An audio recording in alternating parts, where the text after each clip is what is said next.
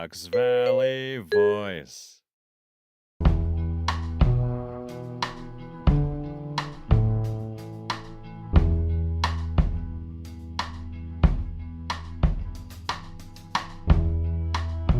Hi, Quimby. Hi, Jaime. How are you? Doing well. Really excited about this next podcast interview that we have today. Yeah, me too. Mm-hmm. We're going to talk to your friend Ryan. Yes, Ryan Carney, who is a local musician and I would say healer. He really believes in the healing capacity of music, and it's a great interview. I'm really excited for people to meet him. And he's a super cool dude. Yeah. Speaks well, just fun to be around, really great energy. It was awesome to have him here in the studio. And he's extremely handsome as well.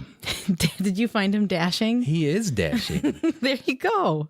I found myself looking at his hair a lot. He must spend a lot of time. No, I think he looks like that. He just rolls out of bed and just he's got great he hair. woke up like this. Great hair. It's a great interview, like a great person to have on this show. I'm just baffled with how lucky I am to know so many incredible people that are doing incredible things within our community. Every time that we interview somebody, I think of like 10 other people that we need to talk about and have their voices heard. Mm-hmm. And I was just really stoked to have him here. So cool. Well, I mean, before we get into that, is there anything else that we need to chat about? Like, you've been doing some cooking recently. There's a lot popping with Q's Kitchen right now, for sure. Every day is like an adventure. Yeah. You've had some good private events, and you've got some community outreach going on as well. Yeah. I just came off of doing a retreat, or doing two retreats, cooking for two separate retreats out in Western Illinois. And I think on a down night, I was scrolling through Facebook and I saw a yoga within the prison program, like yoga within the jail program, video on Facebook, documentary. And I was like, just blown away by what they're doing and how it's helping people that are incarcerated. And so I thought, I think I want to do that with food. And could I bring food and start helping people who are incarcerated learn how to cook and develop life skills and leadership skills and confidence? And so I reached out to the Kane County Juvenile Justice Center just with an idea. I was like, hey, my name's Quenby Schuyler. I own Q's Kitchen. Do you guys have a cooking program for the kids that are in there? And they said no. And I said, would you like one? And they said yes. And so we met and I sent in some plans. And then all of a sudden got the response from the Chief Justice that said yes. And so now we're rolling with this program. That's incredible. Yeah. So I think what we should do is you're going to have to come back on my show. Yes. And we're going to do a deep dive on this program and how the rest of us can get involved. Yeah. Would you do that? Absolutely. Okay. Mm-hmm. We're not going to do that now. We have to get back to Ryan. So, yeah. So again, like I said, just the way that community can come together and what Ryan is doing for the community too within music and just people that are giving people chances to express themselves. I'm just, I applaud those people all over the place that are helping people to develop their creativity and bring about healing through expression. Yeah. So, well, I applaud you for applauding them. Thank you. And I applaud you for helping me to applaud them through producing this podcast. All right. That's enough applause. We should just talk to Ryan. Yes, sounds good.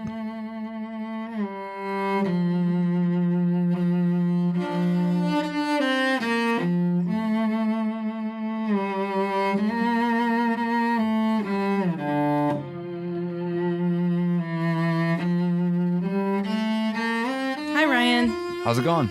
Good. It's going well. Welcome to the show. We're so glad to have you. It's good to be here. Thanks, Quimby. Yeah, thank you. We have quite a story together. We've, I met you nearly like 20 years ago through mutual friends, and you were a musician back then. Still am today. And you still are today. And the reason why I asked you to come on the show is because we have collaborated in the past where I've had you come and play for my yoga and sound healing pop-up dinners that we do. And everybody is like just so enamored with your talent and what you bring to the table. So I got to thinking about, who I want on this show. And I think that you heal through music and through what you do. And you've got such an incredible story. So we'd love to hear it. But first off, why don't you just tell us a little bit about yourself? Like, how did you get into this, get into playing music? And how did you get from there to here? Yeah, it's probably one of the most common things that I get asked. People want to know what's behind the curtain. And, I started like a lot of kids today where music was introduced to me through the school system. And when I was in third grade, I got an opportunity to choose whatever string instrument that I wanted to play. And I chose the most awkward, big looking thing that they brought in the room, which was the stand-up bass. And from that point forward, I've never put it down. I started playing with orchestras back in the 80s. I've been playing music now for more than 30 years, and it just continuously broadened into new and more exciting aspects of music. From the symphony, from the music school programs, I started doing jazz programs. I was in blues bands. I joined my own personal bands when I was in high school, and have, I think, been in a band ever since high school. Do you come from a musical family? Well, my mom will say yes, and that she has perfect pitch and she knew how to play piano, but that's debatable. Awesome. My brother, both my brothers and my sister played also through the school programs, but never really persisted throughout life. Yeah. Nothing like I have done. What made you fall in love with it? I don't know. When people ask me, what's your favorite music or who's your favorite band? And I really don't like that question, actually, because I cannot, in my wildest dreams, even consider narrowing it down to even 10. So yeah. I'm sort of an indecisive person when it comes to that. I've seen you on the stage like several times in all sorts of forms, from rock and roll to symphonic music to, Yep. it just seems to like permeate who you are. Well, for me, it really boils down to the emotional aspect of it. If I hear something that's emotionally moving or something that particularly just grabs my attention, and usually it's not something that's lyrically driven, usually it's a harmonic structure or some sort of textural thing that I'm hearing in the music that really gets me motivated to either learn it or save it to my favorites list. Mm-hmm. Matter of fact, one fun fact about me is I don't remember lyrics to any songs At all. I don't even hear lyrics. And most people say that when they listen to music, they listen to the lyrical content. What's the lyrics saying to me? I'm unique because I can't listen to it. Even when I try to listen to it, my brain forces me to just go back to the way that I listen to music, which is the harmonic structure of the music. What is the melody? How does it make me feel when I listen to it? And how does music make you feel when you listen to it? Well, it really depends on what I'm listening to. I have so many lists of different playlists in Spotify. For example, I could be playing anything or listening to anything from symphonies, Shostakovich, Beethoven, Mozart, you name it, to grungy rock bands, to music that's meditational or intended to help you sleep. They all have their own unique characteristics, all of which I just have my own unique relationship with. That's quite interesting. So tell me now, where do you find yourself with music? What are you doing with it in your daily life? Well, in my daily life, I use music to teach, at least from an outward perspective. I have an outward and an inward perspective to that question. Go for it. Tell us about both. Outwardly, I love teaching. I'm engaged with a handful of kids. I've taught for 20 years. I've taught kids from as early as 5 and 6 years old to as old as 60s and 70s, and it's a unique adventure for me because it allows me a chance to re-explain things that I already know in ways that really ground me to some of those things. Whether you're talking about theory or whether you're explaining how to perform a certain passage in the music. It's really when teaching music for me is all about helping people understand what's between the notes, reading between the lines, if you will, and really trying to turn the black and white on the page into something that's as expressive as the music was intended to be. So internally, on a daily basis, I love exploring. I'm sort of anti-radio, if you will. I really despise the idea that the same songs that were popular when I was in high school are still being played on the radio today. I think there's so much diversity in music that it's a real shame that we have to be pounded in by the same songs over and over and over again. So for me, I really love just listening to local bands or listening to, putting on like Spotify favorites or turn on a radio station based on a certain song, maybe a song I've never heard before, but that I had happened to catch. So for me, it's all about exploration and is always pursuing the next favorite song of the day. Awesome. Or the favorite melody of the day. Are you listening to music all the time? All the time. All the time. I have music going on in the shower. I have speakers all around my house. Have you been like that forever? Yes. Yeah. I love it. I mean, when I think about, music and the way that we use music in our lives, what would a movie sound like without music? Right. What would a workout feel like without music? I used to think that when I see the color red and you see the color red, that we're both experiencing the same thing. But are we really? If I'm hearing a song and you're hearing the same song, are we having the same experience?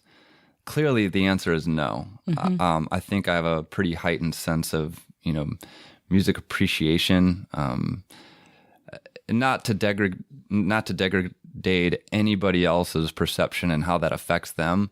I just think that it's different. It's a different experience.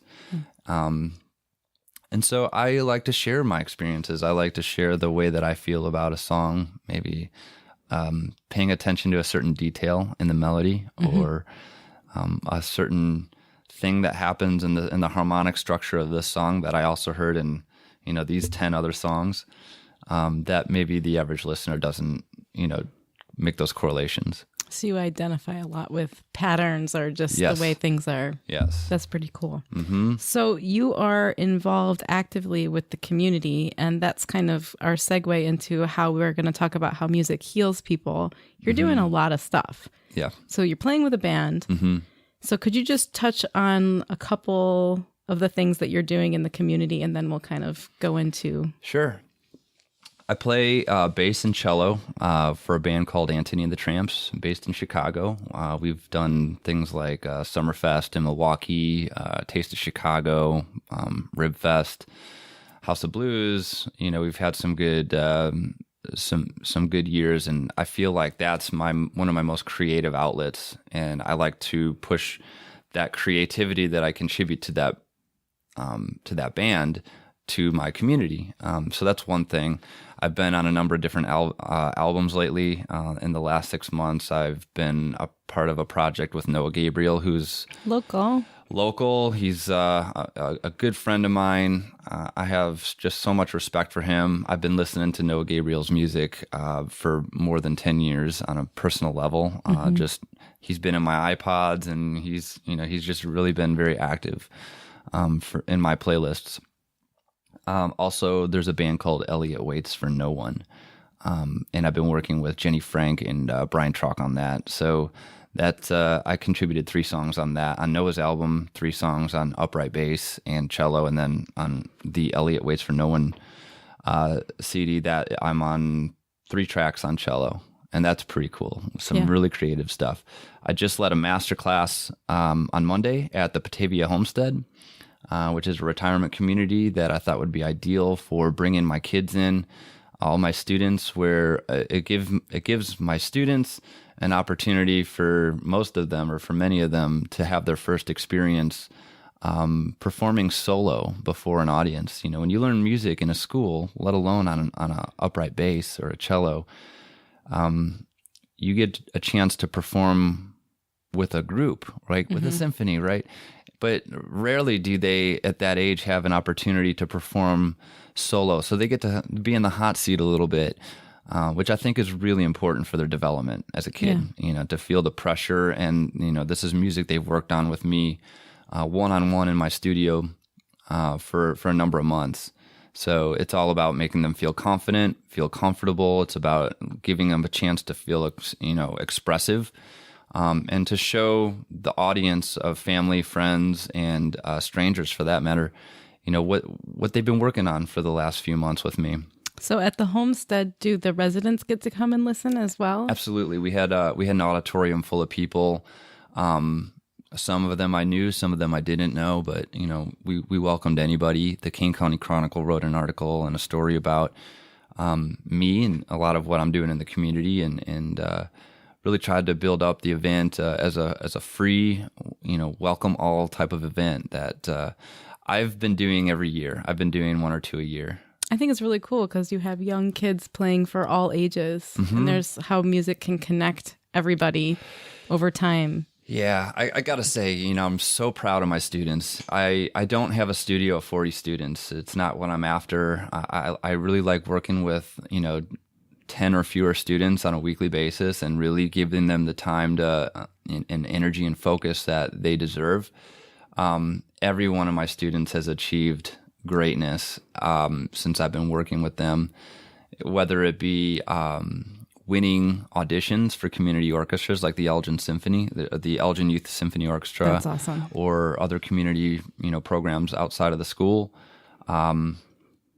They are advancing chairs from, you know, to principal chair in their section, for example. I had one kid actually tell me that, you know, when I started seeing him just a couple months ago, that he was in the second to the bottom orchestra at his school.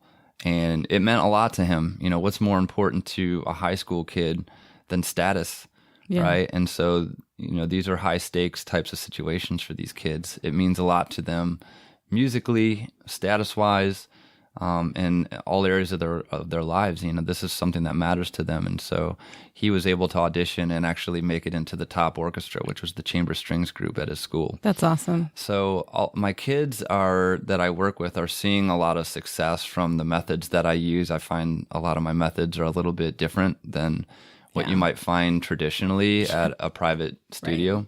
Well, I think you are pretty much, I mean, your energy and the vibe you give off, like, is very different from the music instructors I had growing up, you know? So I think they have something to aspire to.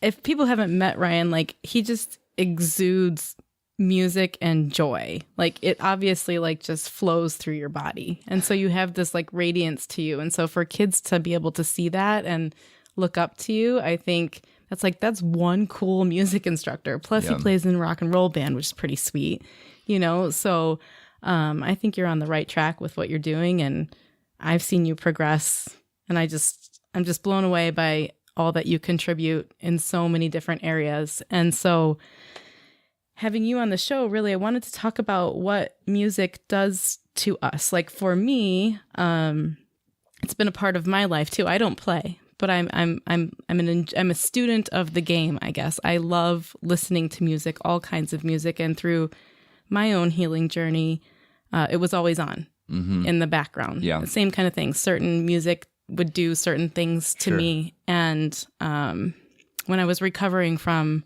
a trauma that I went through in the hospital, I was listening to my iPod like nonstop with motivational songs or beautiful meditative music to kind of help to bring peace and calming into my mind. And so when we had some kind of conversation where you started to talk about what kind of effects it has on the brain, I thought, oh my gosh, I've got to bring him on the show because, we've talked about sound healing.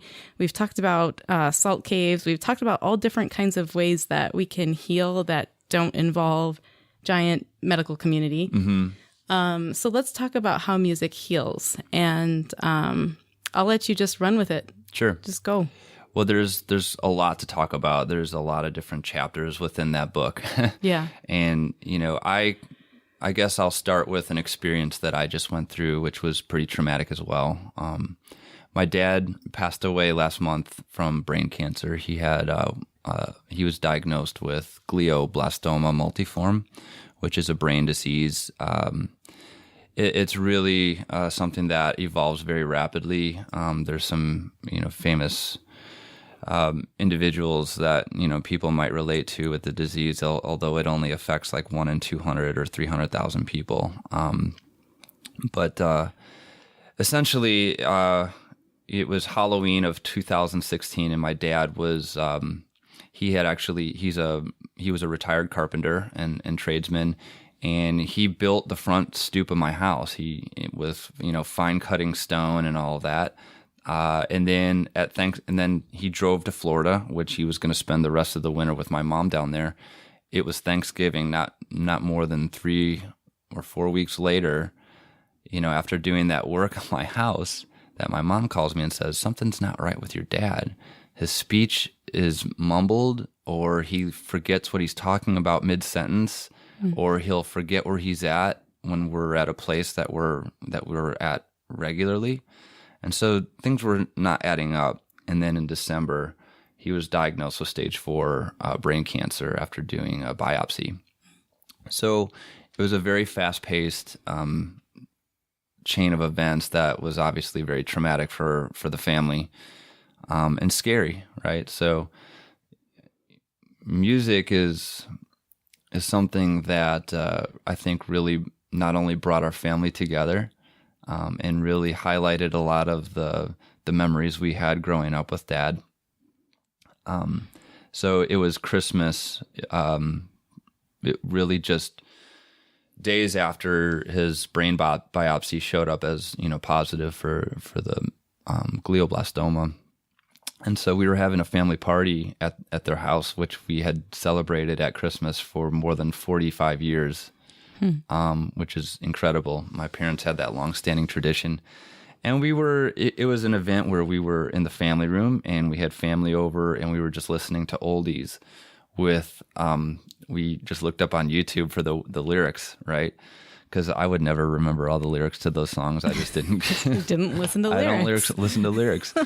And, but it wasn't really about me either. It was about everybody chiming in and singing sort of karaoke style to, a lot of the oldies tunes that were just popular in the car when I used to ride with Dad to work occasionally.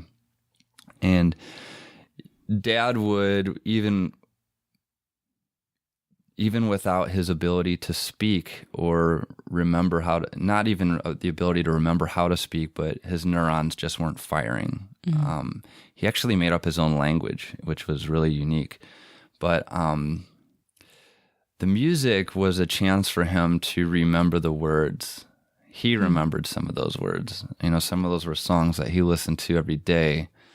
Kind of coming back to my comment about the radio, pushing the same songs for decade after decade after decade, and somebody like my dad who'd never owned a CD collection, it just wasn't his style. It was the radio or nothing. Mm-hmm.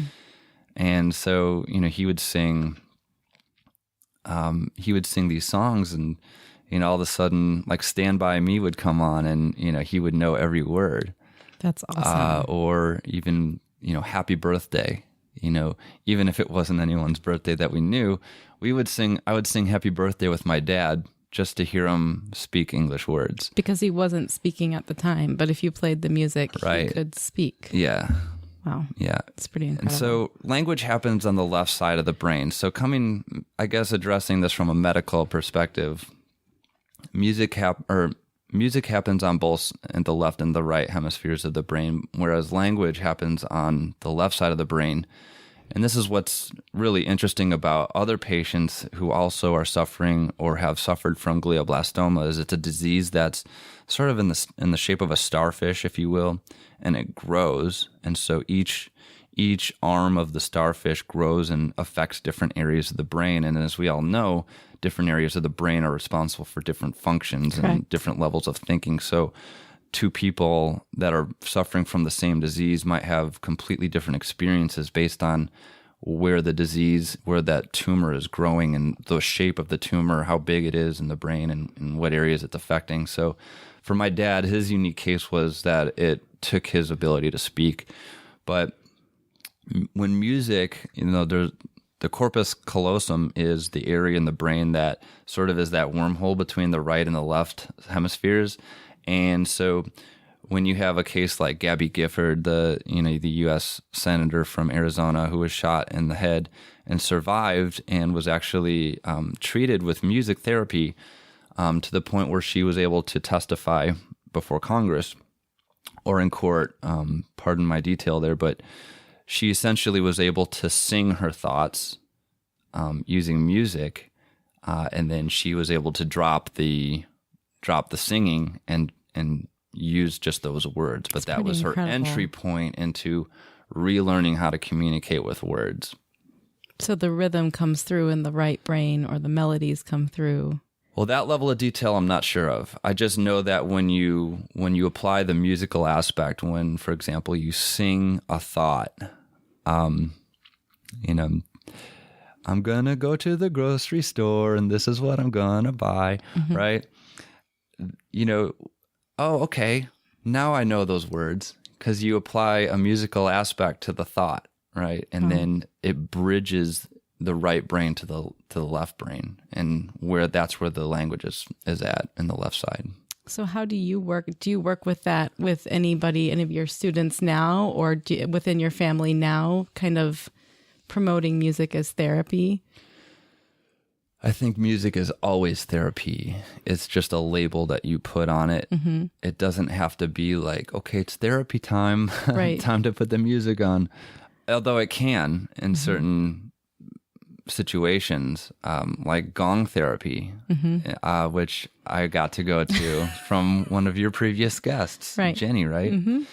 And that was a very enriching opportunity. I'd never done it before. Mm-hmm. And I think also everybody has their own unique experience with that. Yeah. And I brought my mom with me because obviously my mom was dealing with such a traumatic experience with my dad as a caregiver.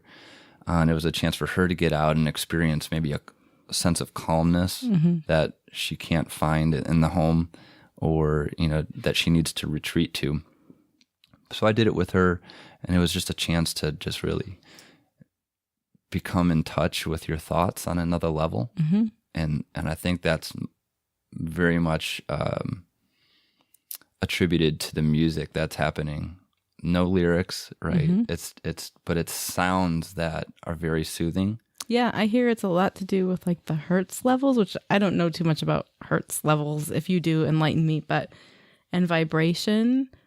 And I hear that, all music helps to balance. So maybe when they say help balance left-right brain, they're really meaning like strengthening that structure that communicates between the left and right brain, right?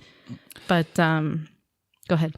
Well, I think it's the creativity aspect of it. Mm-hmm. You're thinking abstractly, you're thinking artistically, and when you can be a creative being and apply that to something that's learned and integral to your, at the root of what the first things that you learned, as a human, how to communicate with with words. Well, yeah, my daughter, she's 2 and says more words singing a song than she does communicating regularly. So there's something to be said about that. Mm-hmm. And so I wonder if taking those programs into places where people aren't able to communicate so well would be beneficial. And I hope that there are or will be programs in place for that.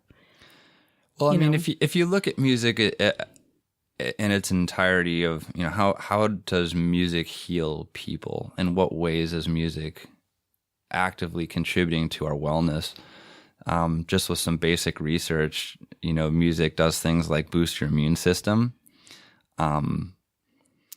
Children with ADHD perform well when listening to music before a math test, but they say that scores have statistically improved by as much as 40% when they listen to music during the math test.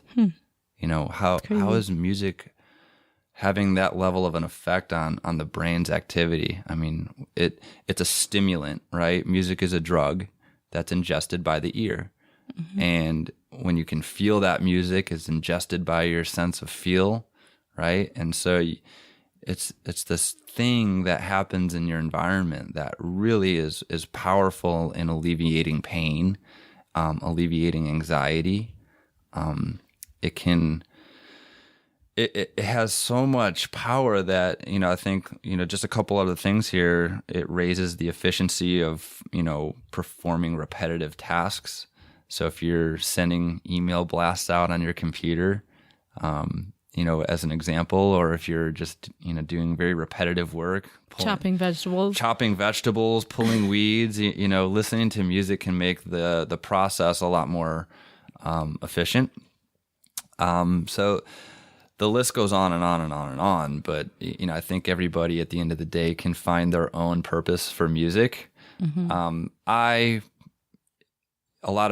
think a lot of people will agree that they like many styles of music. I've participated in many styles of music. I used to be in a gamelan ensemble when I was at Northern Illinois University for my undergrad program. What's a gamelan ensemble? Gamelan is basically mallets hitting. It's a very percussive ensemble. So it'd be like an orchestra of gongs. That's really awesome. And all of the gongs have different frequencies. Some are high, some are low, some get muted and very quickly, and some of them ring out, very sustained.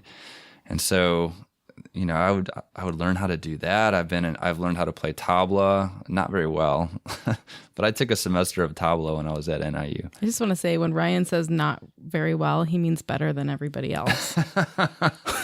So I mean, look at cello. I have so I earned my master's degree in double bass performance for orchestral performance from Indiana University, and I think at that point had been playing bass for about 20 years. And it wasn't until long after that I picked up the cello. That I was introduced to the cello because I was in a recording project for my band at the time. And I was trying to achieve the register of the cello, but the cello is tuned different than the bass.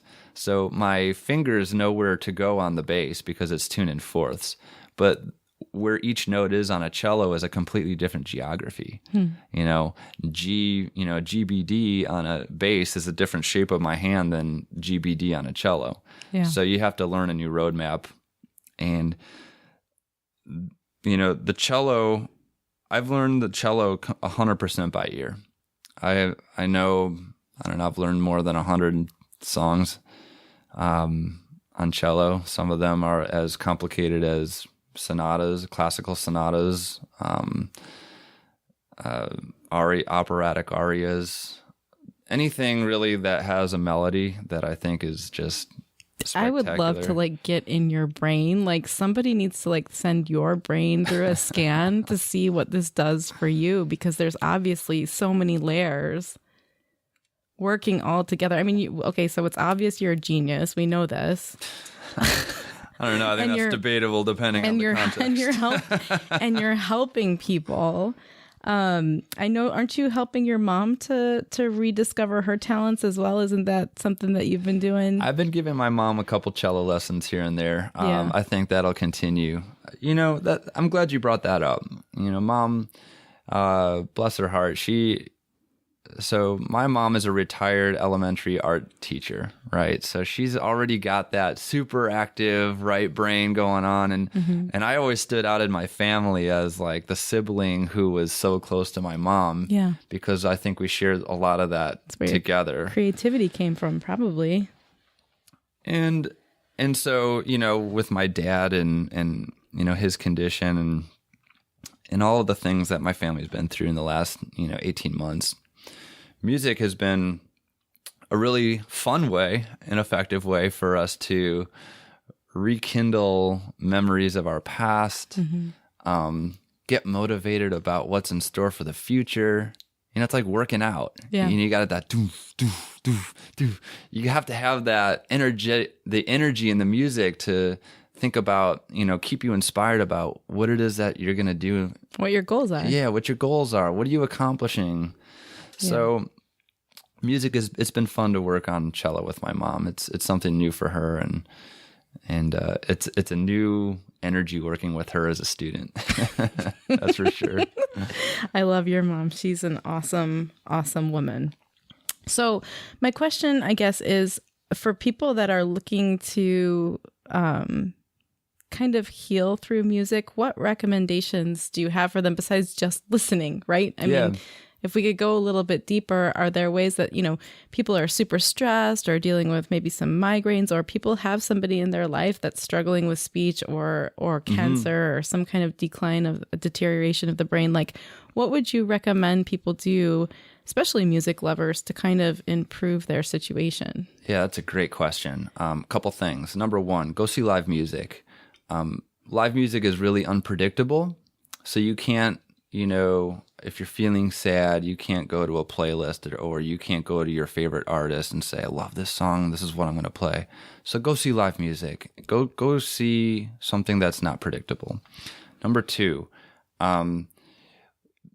be diverse and break outside of your bubble. So if you just love rock and roll, if you love rock music, for example, or whatever genre is your genre, break outside of that. It doesn't mean you have to go listen to country music all day or go, listen to symphony music all day. But, the right symphony music, for example, can be so powerful. For me, people classify classical music in a certain way. There's a stigma of classical music. Boring it's boring or, I don't understand it, or it just gets too crazy for me and then I can't follow it. And it's frustrating because they are right on a certain level, but on only a certain level. Yeah. And there's so much classical music, for example, like soundtrack music for me is like the gold pot. Mm-hmm. And yes, that is oftentimes classical music, especially like, go listen to the London Symphony, for example. The Last of the Mohicans or Braveheart or Schindler's List or, all of these really beautiful soundtracks that are classically driven. So that, that might be another avenue to check out. And the last one I guess I'll say is along the lines of diversification. Go to, your favorite music player, whether it's iTunes or Spotify or whatever, and try to find a radio, setting where if you have a song that you like, you'll just put it on radio. And then it'll introduce you into... And it introduces you to songs that are like-minded in nature, similar beats, similar moods. There's also, a playlist or like a setting in Spotify, for example, called Moods and Genres. Go to Moods, and I find so much music. People ask me, who's your favorite artist, or what, just not even your favorite, but who do you like to listen to these days? The unfortunate truth is that I couldn't even tell you. Yeah. I just know it's like the fifth song on my playlist. Yeah. There's so many, I just can't even remember the names anymore. It's just an overload. But the beauty in that is that there's so much access to new music with technology that it's just the most cool thing that there is. And I think it's cool because so the word that just keeps coming to my mind is absorption, right? Mm-hmm. Like, I guess that's another good word for you. Like, I feel like you absorb music, right? And you kind of exude that out to people. But I think with a lot of these healing modalities like yoga or sound healing or massage or Reiki, like in music too, like to heal, you have to like let yourself be absorbed, right? Or you have to soak up the vibrations and things that are happening around you, just even to like give yourself a mind break. So maybe even in those times, like I'm thinking of people that are in hospitals with people and they're dealing with stressful situations. Maybe I know they have music therapy in hospitals. I know they bring that in there, but even just to like put on a set of headphones and just let yourself be absorbed for a while and taken away from the pain or the stress that you're dealing with. And I just think that it's really cool that I think that's who you are. You know, more people, like you're a healer and more people need to know you. Well, that is certainly a big compliment. You know, there's a level of activity. Are you actively or are you passively listening to music? Yeah. You know, is music in your background or are you listening with your eyes closed with headphones on? You know, there's a huge difference. Yeah. I guess that's one other thing too. Make sure you're listening to music with quality equipment. Yeah. Whether that's like semi-decent headphones or, you know, I think a lot of times let me say this. I think it's easier today. I think the access to quality equipment is easier today than it ever has been. But you're missing out on so many aspects of the music when you're not listening to it on anything of quality. You know, bad speakers can really cut out a lot of the, you know, the frequencies that actually are doing a lot of the movement, that have a lot of stimulus activity going on. So definitely, it doesn't have to be, you know, really expensive stuff, but, you know, definitely don't listen to something like on, you know, a little, you know, like on alarm clock radio, you know, like got it. Got it. So if you had a message for people, you know, judging from your own personal journey, what would you kind of want to say regarding music and healing? You know, music and healing, I guess you have to be active. You have to, number one, you have to have an open door, and it has to be, you have to let it come through. You have to be experimental. You can be as active as you want to be. I hear a lot of people say I'm too old to learn an instrument. Ugh. It's not the case at all. You know, people learn guitar by learning 3 chords. You know, I can't tell you how many songs on the radio today and history have been based off of 3 chords. You know, some of which, you know, your hand is in that shape on just naturally. So it doesn't have to be hard. It's overwhelming. It can be overwhelming, but it doesn't have to be. Find the right teacher. You don't have to have lessons every week. But if you saw somebody once a month even, if they're flexible in that way, that can be really beneficial. You're just learning new things. And what if people want to listen to you? Where do they go? Well, they can go to anthonyandthetramps.com. I'm going to be putting together a website for myself here, I think, in the next couple months, because I have contributed to so many different ensembles over the years. You know, my discography is getting pretty vast at this point, you know, and a lot of them, I'm really proud of the recordings I've done with Noah Gabriel, with Elliot Waits for No One. I have previous recordings from my other bands that, you know, even dating as far back as high school.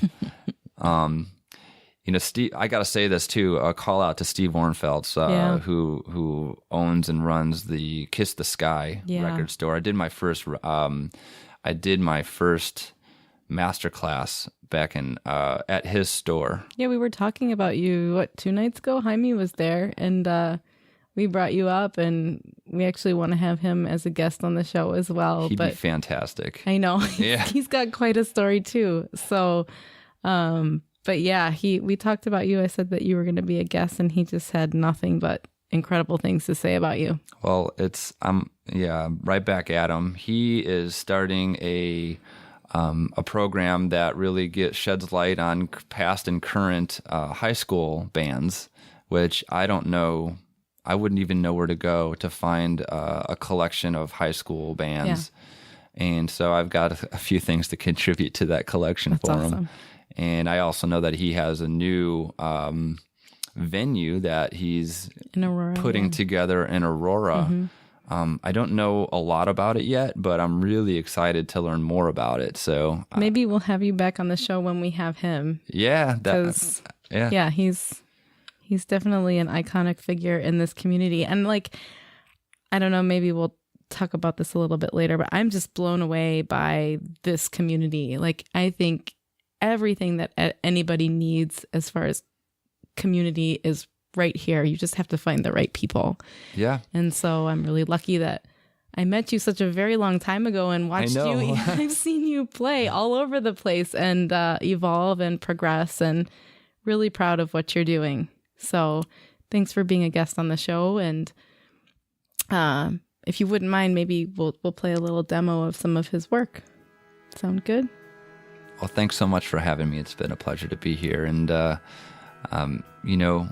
I think if I can just give anything back to the world, this is it. It's a really good thing to give.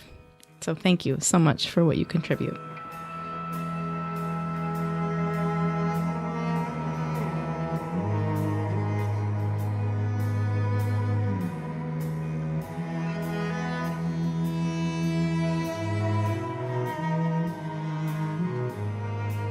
That was awesome. That was really great speaking with him. What a talented guy. Yeah. One of the things that we wanted to get to during his conversation, and we just kind of ran out of time, he's got a GoFundMe because, unfortunately for Ryan, I mean, he eats, sleeps, and breathes bass, and his bass is broken. Yeah. He was leading a masterclass last year, and it just cracked. Like, this big, giant, beautiful instrument cracked and is not. He's a bassist without a bass right now. Yeah. Which is one of the saddest things I've ever heard. So he's tuning his cello to sound like a bass. Yeah. To teach bass, And yeah, right? to teach the bass. Yeah. So he's trying to get by. But if those of you out there would like to try to help Ryan, he's raising money to try to get his bass fixed. So we'll have a link in the show notes as well. But if you want to try to help him out a little bit, every little bit helps, of course. You can go to gofundme.com/fix Carney's bass. Yep. So let's chip in a couple of bucks. Yeah, absolutely. If you appreciated what he's doing for the community and want to help him keep doing that, I think that would be a great way to say thank you. Yeah. So definitely thanks to Ryan Carney for joining us here in the studio today. Any parting thoughts before we head out into the sunset? No, thank you always to you, and I'm just really excited to see who else we run into on these shows. I'm excited to listen to some music. Me too. Right? So let's do that. Let's try to get out of our bubble. Yep. And let's maybe play something from Ryan. Yeah, definitely. All right. I'll talk to you next time. Okay. Thank you, Jaime. Thank you, Quinn.